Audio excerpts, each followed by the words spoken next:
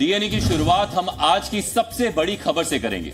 खबर यह है कि दिल्ली हाईकोर्ट ने शराब घोटाले में दिल्ली के मुख्यमंत्री अरविंद केजरीवाल की गिरफ्तारी को 100% जायज करार दे दिया है। दरअसल सीएम केजरीवाल ने अपनी गिरफ्तारी को दिल्ली हाईकोर्ट में चुनौती दी थी। 3 अप्रैल को सुनवाई के दौरान दिल्ली हाईकोर्ट ने केजरीवाल और ईडी दोनों पक्षों की दलीलें सुनी थी और ईडी से केस फाइल मांगकर फैसला सुरक्षित रख लिया था।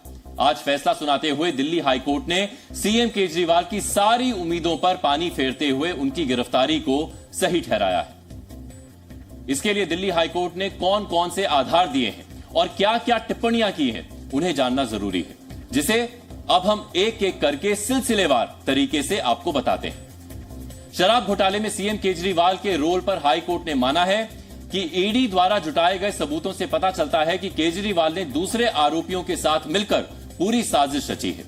केजरीवाल व्यक्तिगत रूप से शराब नीति बनाने और रिश्वत के पैसे जुटाने में शामिल थे। ईडी ने खुलासा किया है कि केजरीवाल आम आदमी पार्टी के संयोजक के तौर पर भी शराब घोटाले में शामिल थे। सीएम केजरीवाल की गिरफ्तारी की टाइमिंग पर हाईकोर्ट ने कहा है कि हम मानते हैं कि गिरफ्तारी और रिमांड की जांच कानून के हिसाब से होगी, ना कि चुनाव की टाइमिंग को देखकर। हाईकोर्ट ने कहा है कि यह कहना गलत होगा कि ईडी ने जानबूझकर चुनाव के वक्त सीएम केजरीवाल को गिरफ्तार किया। सीएम केजरीवाल के खिलाफ ईडी के सबूतों पर हाईकोर्ट ने टिप्पणी करते हुए कहा कि ईडी ने जो दस्तावेज और सबूत पेश किए हैं, उनसे साबित होता है कि ईडी ने कानून का पालन किया है। ईडी के पास हवाला डीलर्स और गोवा चुनाव के आप उम्मीदवार के भी बयान हैं। हाईकोर्ट ने कहा है कि ईडी ने पर्याप्त सबूत पेश किए। हमने बयानों को देखा जो बताते हैं कि पैसा गोवा चुनाव के लिए भेजा गया। सरकारी गवाहों के बयान पर हाईकोर्ट ने कहा है कि ये बयान किस तरह रिकॉर्ड किए गए, इस पर शक करना कोर्ट और जज पर कलंक लगाने जैसा है। गवाहों ने अपनी इच्छा से बयान दिया है या नहीं, इस पर अदालत फिलहाल सवाल नहीं उठा सकती है। गवाहों के बयान रिकॉर्ड करने का कानून 100 साल पुराना है, ना कि 1 साल पुराना, कि याचिकाकर्ता को फंसाने के लिए इसका गलत इस्तेमाल किया गया। सरकारी गवाहों को चुनाव टिकट और उनके द्वारा बीजेपी को इलेक्टोरल बॉन्ड्स पर चंदा देने के आरोप पर हाईकोर्ट ने कहा, हम ये नहीं देखेंगे कि किसने किसको चुनाव लड़ने के लिए टिकट दिया और किसने किसको इलेक्टोरल बॉन्ड के जरिए चंदा दिया। इस केस में केंद्र सरकार और बीजेपी के शामिल होने के आरोप पर कोर्ट ने टिप्पणी की है कि हमें संवैधानिक नैतिकता की फिक्र है, न कि राजनीतिक नैतिकता की। मौजूदा केस केंद्र सरकार और केजरीवाल के बीच नहीं है, ये केस केजरीवाल और ईडी के बीच है। वीडियो कॉन्फ्रेंसिंग के जरिए पूछताछ के मुद्दे पर हाईकोर्ट ने टिप्पणी की है कि आरोपी तय नहीं करेगा कि जांच किस तरह की जाए। जांच आरोपी की सुविधा के मुताबिक नहीं की जा सकती है। साथ ही हाईकोर्ट ने सीएम केजरीवाल को विशेष सुविधा की मांग पर कहा है कि किसी भी आदमी को विशेष सुविधा नहीं दी जा सकती, भले ही वो मुख्यमंत्री ही क्यों ना हो। और इस तरह दिल्ली हाईकोर्ट ने फैसला सुना दिया है कि केजरीवाल की गिरफ्तारी कानून का उल्लंघन नहीं है और उनकी रिमांड को अवैध नहीं कहा जा सकता है। दिल्ली हाईकोर्ट का यह फैसला सीएम केजरीवाल के लिए ही नहीं, बल्कि पूरी आम आदमी पार्टी के लिए सेटबैक है। अब हम आपको दिल्ली हाईकोर्ट के इस फैसले पर आम आदमी पार्टी के रिएक्शन सुनवाते हैं। आज जो फैसला हाईकोर्ट का आया है, कोर्ट है, कोर्ट के इंस्टीट्यूशन है, इंस्टीट्यूशन का हम सम्मान करते हैं और हम सम्मान पूर्वक ये कहना चाहते हैं कि हम इस फैसले से सहमत नहीं हैं और इस फैसले के खिलाफ हम सुप्रीम कोर्ट जाएंगे और सुप्रीम कोर्ट के अंदर अपनी बात रखेंगे। पूरा का पूरा मामला भारत की राजनीति में आजादी के बाद से लेके सबसे बड़ा राजनीतिक षड्यंत्र है। एक गहरी साजिश के तहत यह मामला बनाया गया है और इस मामले के पीछे किसी घोटाले की जांच का मकसद नहीं है। दिल्ली की प्रचंड बहुमत से चुनी हुई अरविंद केजरीवाल को गिराने और खत्म करने का मकसद है। पंजाब की प्रचंड बहुमत से चुनी हुई सरकार को गिराने और खत्म करने का मकसद है। आम आदमी पार्टी की बढ़ती हुई ख्याति को और राष्ट्रीय पार्टी का दर्जा 10 वर्षों में हासिल करने की उपलब्धि को खत्म करने की कोशिश है। क्योंकि शराब घोटाला तो भारतीय जनता पार्टी ने किया है, वहां तो मनी ट्रेल मिल गया।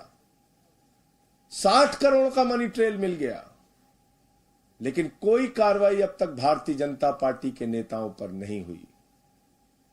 और अरविंद केजरीवाल जी के मामले में झूठे गवाह तैयार किए जाते हैं, बेबुनियाद आरोप लगाए जाते हैं, 10-10 गवाहों के 10-10 बयानों को छिपाकर षड्यंत्र के तहत 2 ही बयान कोर्ट के सामने लाए जाते हैं। केवल और केवल राजनीतिक बयानों के आधार पे, मैं कहूंगा अप्रूवर्स के बयानों के आधार पे, जो सरकारी गवाह हैं और जो पॉलिटिकली एक हिसाब से इन्फ्लुएंस्ड हैं, उन लोगों के बयान के आधार पे आपने अरविंद केजरीवाल और आम आदमी पार्टी के तमाम नेताओं को जेल में बंद कर दिया है।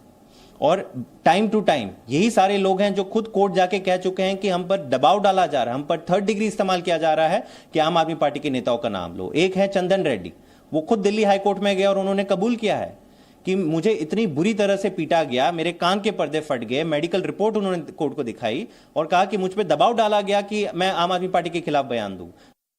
दिल्ली हाईकोर्ट के पास उम्मीदें लेकर पहुंची आम आदमी पार्टी को बड़ा झटका मिला है।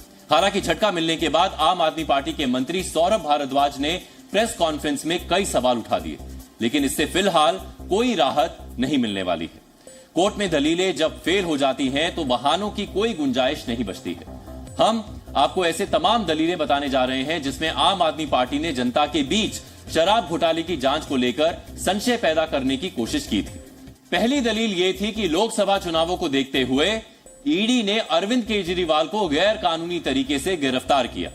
हाईकोर्ट में यह दलील खारिज हो गई। दूसरी दलील यह थी कि सरकारी गवाहों के बयान विश्वसनीय नहीं है, इसकी जांच होनी चाहिए। यह बोला गया कि जांच एजेंसी के दबाव में बयान दिए गए, यह दलील भी खारिज हो गई। तीसरी दलील यह दी गई कि ईडी ने गलत भावना से गिरफ्तारी की, वीडियो कॉन्फ्रेंसिंग से पूछताछ हो सकती थी। हाईकोर्ट ने इस दलील को भी गलत माना। चौथी दलील यह दी गई कि सरकारी गवाह इलेक्टोरल बॉन्ड से चंदा देकर बच रहे हैं, इसकी जांच होनी चाहिए। हाईकोर्ट ने इस दलील को भी खारिज कर दिया है। कहते थे चवन्नी नहीं मिली, अब चवन्नी नहीं, वो करोड़ों का ट्रेल मिल रहा है। इसलिए हम ये बात साफ कहना चाहते हैं कि इंडिया अगेंस्ट करप्शन की अन्ना क्रांति से शुरू हुआ आंदोलन आज के में तब्दील हो गया है, यानी केजरी करप्शन क्रांति में तब्दील हो गया है। कट्टर ईमानदार का किरदार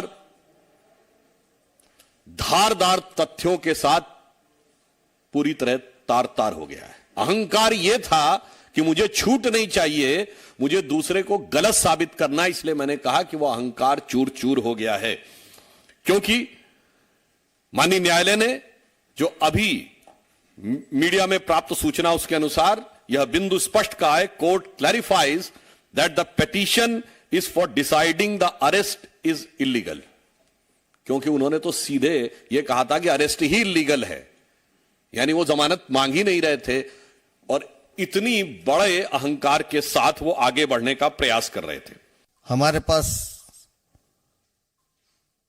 फंसाया गया है, हमें यह किया गया, सारे साक्ष्य मौजूद हैं। माननीय न्यायालय ने जो टिप्पणी की है वो सीधा सीधा अरविंद केजरीवाल और आम आदमी पार्टी के मुंह पे तमाचा है। इनके कारनामों ने दिल्ली को शर्मसार किया है। अरविंद केजरीवाल जी भ्रष्टाचारी हैं और वो जेल में ही रहेंगे।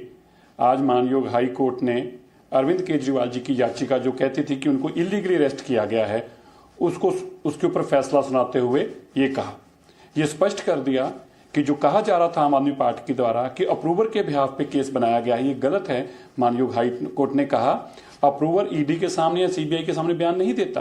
अप्रूवर 164 के तहत कोर्ट के जज के सामने बयान देता है, मजिस्ट्रेट के सामने, और उसके ऊपर सवाल उठाना, ये जुडिशरी सिस्टम के ऊपर सवाल उठाना है, जज के ऊपर सवाल उठाना है, उनकी मंशा के ऊपर सवाल उठाना है। दिल्ली हाईकोर्ट का यह फैसला मुख्यमंत्री केजरीवाल के लिए बुरी खबर है।